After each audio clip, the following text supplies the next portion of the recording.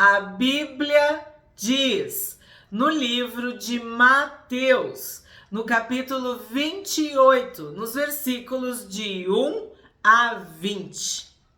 Passado o sábado, no começo do primeiro dia da semana, Maria Madalena e a outra Maria foram ver o túmulo. É com grande alegria que chegamos no último capítulo de Mateus. Mais um estudo completo, mais uma playlist, mais um livro que nós estudamos, palavra por palavra, versículo por versículo, capítulo por capítulo. E agora nós chegamos no capítulo 28. Passado o sábado, no começo do primeiro dia da semana. Qual é o primeiro dia da semana? É o domingo de Páscoa. O Senhor Jesus ressuscitou. Jesus ressuscitou no primeiro dia da semana. Por que a igreja primitiva se reunia no primeiro dia da semana? Porque era dito o dia do Senhor. Qual é o dia do Senhor? O domingo. Pela manhã, ele ressuscitou no começo do primeiro dia da semana, de manhã, domingo de manhã. Então, isso se tornou uma tradição da igreja primitiva, se reunir no domingo pela manhã. Passado o sábado, tu consegue interpretar? Passado o sábado, passou o sábado, as coisas velhas ficaram para trás. Agora, a igreja, com a ressurreição de Jesus, se reúne no primeiro dia da semana. Passado o sábado, passado tudo isso, tudo está realizado, cumprido, consumado em Cristo, no primeiro dia da semana. E eis que houve um grande terremoto, porque um anjo do Senhor desceu do céu e, aproximando-se, removeu a pedra e sentou sobre ela. Então, olha só, um grande terremoto provocado por um anjo do Senhor. E nós vimos nos livros proféticos, nós estudamos, que a natureza é um dos instrumentos, uma das ferramentas, um dos agentes, né, que Deus usa para fazer justiça, para mostrar o seu poder e a sua autoridade às pessoas. Então aqui está bem claro, este grande terremoto ocorreu porque um anjo do Senhor desceu do céu e, aproximando-se, removeu a pedra e sentou sobre ela. O aspecto dele era como um relâmpago e a sua roupa era branca como a neve.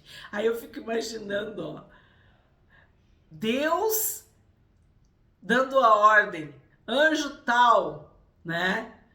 Esse anjo especial, esse anjo específico, tu vai ir para a terra, tu vai descer do céu e tu vai remover a pedra que o meu filho ressuscitou. Colocar uma pedra no túmulo, como se a pedra fosse conter o meu filho, segurar o meu filho. Não. Jesus ressuscitou. Jesus vive. A pedra foi removida. O aspecto dele era como um relâmpago. Toda vez que chove, que troveja, que relampeja, tudo isso, nós ficamos assim, né? Então tu imagina um anjo com esse aspecto. A roupa era branca como a neve. Então é daí que, dessas descrições bíblicas, é que a gente cria uma imagem, né? Um senso comum, uma imaginação, assim, uma percepção de como são os anjos. Por essa descrição. E eu sempre falo para vocês, muitas vezes é uma tentativa humana de explicar, de descrever algo sobrenatural, algo espiritual que não há parâmetro no mundo natural. Então, o que Mateus está fazendo aqui? Está tentando nos mostrar, nos dar indícios para que a gente imagine. Este anjo era como um relâmpago e a sua roupa era branca como a neve. Ó, ontem eu disse para vocês, lembra da escolta, dos seguranças, dos guardas? E os guardas, com medo do anjo, tremeram e ficaram como se estivessem mortos. Então, esse anjo do Senhor aterrorizou, apavorou os guardas, os seguranças, a escolta romana, que eram homens preparados. Mas diante deste anjo, eles tremeram e ficaram como se estivessem mortos. O que quer dizer isso? Paralisados, né? Mas o anjo, dirigindo-se às mulheres, disse: não tenham medo, sei que vocês procuram Jesus que foi crucificado. Então, olha se não, a gente não tem que falar. Os homens, os guardas, seguranças, escoltas, selecionados, né, escalados pelo próprio governador, por Pilatos, por Roma, ficaram tomados de medo, tremendo, né, como se estivessem mortos. E o anjo se dirige às mulheres, a Maria Madalena e a Maria. Olha só, os guardas ficaram com medo, tremeram e paralisaram. E as mulheres tiveram que falar com o anjo. O anjo falou com as mulheres. Mas o anjo, dirigindo-se às mulheres, disse: não tenham medo, sei que vocês procuram Jesus que foi crucificado. Ele não está aqui, ressuscitou, como tinha dito. Venham ver onde ele jazia. Então, Jesus ressuscitou. Jesus está vivo. Jesus vive.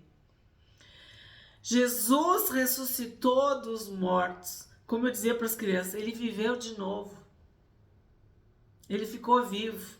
Ele venceu a morte. Porque as crianças não entendem essa palavra ressuscitou. Era muito difícil. Ressurreição. E aí eu dizia, viveu de novo. Ficou vivo para sempre. Eu tentava falar de um jeito que eles entendessem. Então, o que o anjo está falando aqui, ó? Ele não está aqui, ele ressuscitou, como tinha dito. Venham ver onde ele jazia. Agora vão depressa e digam aos seus discípulos que ele ressuscitou dos mortos e vai adiante de vocês para a Galileia. Lá vocês o verão.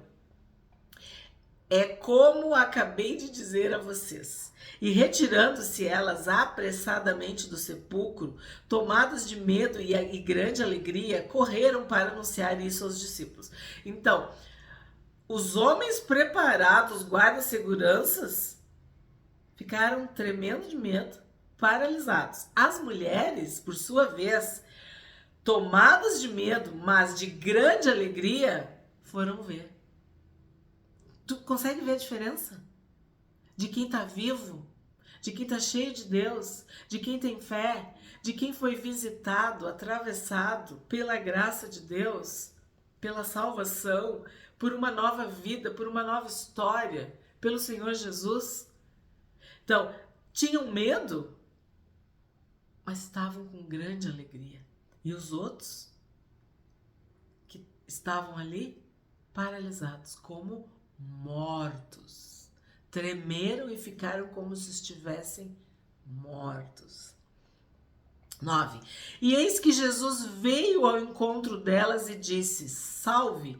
E elas, aproximando-se, abraçaram os pés dele e o adoraram.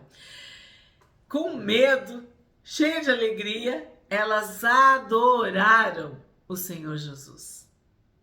Abraçaram os pés dele e o adoraram. Então Jesus lhes disse: não tenham medo. Vão dizer aos meus irmãos que se dirijam a Galileia e lá eles me verão. Então o que acontece? A palavra de Deus nos diz, do Gênesis ao Apocalipse: não tenha medo. Jesus disse: não tenham medo. Não temais. Não se atemorizem. Essa é a palavra de Deus para nós. 11. E enquanto elas iam, eis que alguns da guarda foram à cidade e contaram aos principais sacerdotes tudo o que havia acontecido. Então, eles não puderam fazer nada contra o anjo, e muito menos contra o Senhor Jesus. E aí o que eles fizeram? Eles correram para contar. Eu estou dizendo que eles correram, né? Vamos ver. Enquanto eles iam, eis que alguns da guarda foram à cidade e contaram aos principais sacerdotes tudo o que havia acontecido. Então eles contaram para os sacerdotes o que tinha acontecido. Reunindo-se eles em conselho com os anciãos, deram grande soma de dinheiro aos soldados. O que quer dizer isso? Subornaram, compraram, calaram, né? Os leis fizeram com que eles ficassem calados sobre o que eles tinham visto, recomendando-lhes: digam isto. Os discípulos dele vieram de noite, enquanto estávamos dormindo, e roubaram o corpo. Então eles criaram uma história, uma narrativa, uma mentira para ser divulgada, difundida, que isso ia correr, né? Essa seria a versão deles. 14. E se isto chegar ao conhecimento do governador, nós o convenceremos e faremos com que vocês não tenham maiores preocupações. Então, assim, ó, uma coisa criminosa, né? São cúmplices. É dinheiro envolvido. Nós vamos dar um jeito, tá? Não te preocupa, nós daremos um jeito. Isso não vai chegar aos ouvidos do governador. Não vai chegar aos ouvidos de Roma. 15. Os soldados receberam o dinheiro e fizeram como tinham sido instruídos. Esta versão se espalhou entre os judeus até o dia de hoje. Então, os soldados contaram a versão oficial. Era isso que eles tinham que fazer. Eles foram comprados, subornados para mentir e espalhar esta mentira. 16. Os 11 discípulos. Lembra que eu falei? Presta atenção. Os 12. Olha agora.